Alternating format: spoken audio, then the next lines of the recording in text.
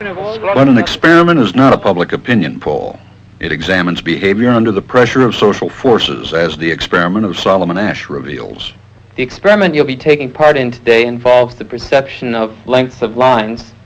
As you can see here, I have a number of cards, and on each card there are several lines. Your task is a very simple one. You're to look at the line on the left and determine which of the three lines on the right is equal to it in length.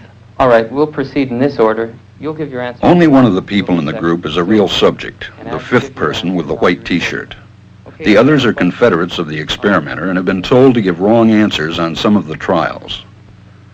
The experiment begins uneventfully as subjects give their judgments. 2, 2, 2, 2, 2, 3, 3, 3, 3.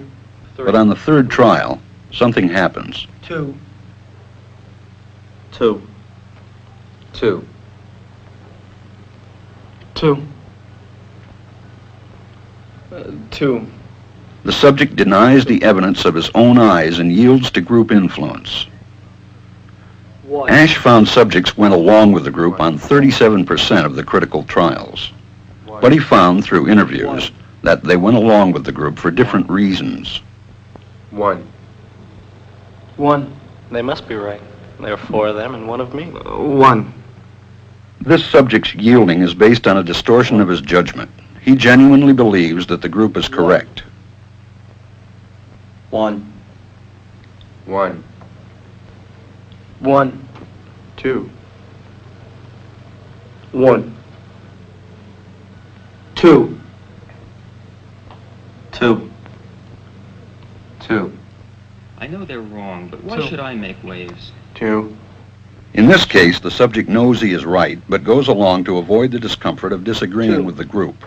Here, the distortion is at the level of his response. 2. 2. 2. 2. In the previous experiment, the naive subject stood alone against the group. In this variation, Asch gave the naive subject a partner, here seated in the third position, who also gives the correct response. 1. 1. 2. 1. 2. With a partner, yielding drops to only 5% of the critical trials compared to 37% without a partner. Although subjects report warmth and good feeling toward the partner, they typically deny that he played a role in their own independence. The partnership variation shows that much of the power of the group came not merely from its numbers, but from the unanimity of its opposition. When that unanimity is punctured, the group's power is greatly reduced. Sometimes we go along with the group because what they say convinces us they are right. This is called informational conformity. But sometimes we conform because we are apprehensive that the group will disapprove if we are deviant. This is called normative conformity. The strength of the normative factor is shown in another variation carried out by Asch. In this variation, the subject is told that because he had arrived late, he would have to write his answers. Subjects in this private response experiment are exposed to the same amount of misleading information as other subjects, but they are immune from any possible criticism by the group. 1. 1. 1. And this enormously reduces the pressure to conform. Conformity drops by 2/3.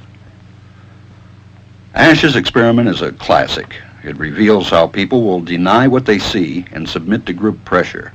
It allows us not only to observe conformity, but to study the conditions that increase or reduce its occurrence.